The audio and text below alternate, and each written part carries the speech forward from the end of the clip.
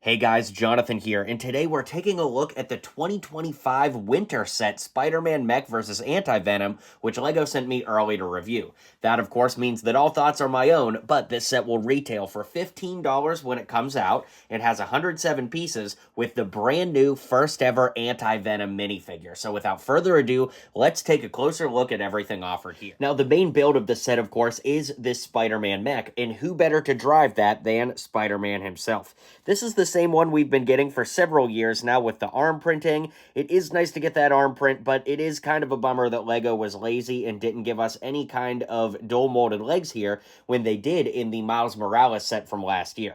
Regardless, just like all mechs, you can open up this front door here and then seat Spider-Man on the inside. You can see he had that little stud to hold the web, but the mech itself can hold the web. Speaking of which, this is a new rubberized web, which you could see can kind of close in on itself, or if you had two webs, they could connect and create like a big dome. But you know, you could web it over under the whole thing, and it does look really cool. And like I said, it is kind of rubbery, and it can support some decent weight. I mean, you would really have to balance it out here, but it can support the weight of the whole mech, which is pretty cool.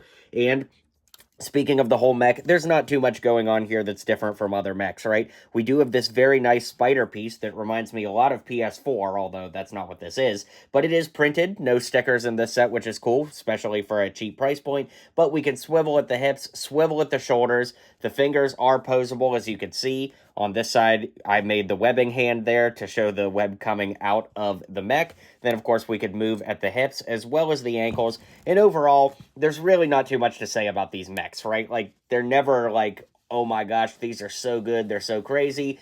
Or they're never like straight up terrible. They just kind of are what they are. So with this out of the way, let's take a look at Anti-Venom up next. All right, here we have Anti-Venom, which I would say is a relatively obscure Spider-Man villain. Not like nobody's ever heard of Anti-Venom, but again, relatively obscure. I really love this because it feels like it's been forever since we've gotten a new Spider-Man villain in the sense of it being a character that's never been made before. So I really am struggling to think when the last time that would be, because it seems like we always just get Green Goblin, Doc Ock, Sandman.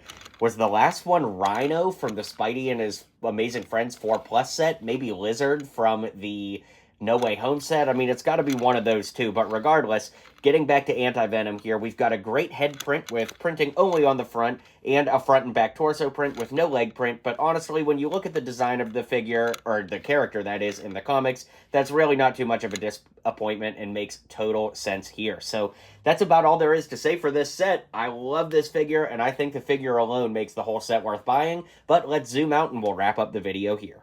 Alright guys, let me know your thoughts in the comments down below. Needless to say, the real selling point here is Anti-Venom, and that character being included here is such a breath of fresh air for the LEGO Spider-Man theme, because it really does feel like it's been forever since we've gotten a new Spider-Man villain that hasn't been made before. I just love it. I think that this figure looks so great, and I definitely would recommend picking this up for 15 bucks. Even though we already have this Spider-Man, and you might already have a Spider-Man mech, I still think it's worth it, and definitely a recommendation from me. So thanks again to LEGO for sending this my way, and I'll see you guys on the next video.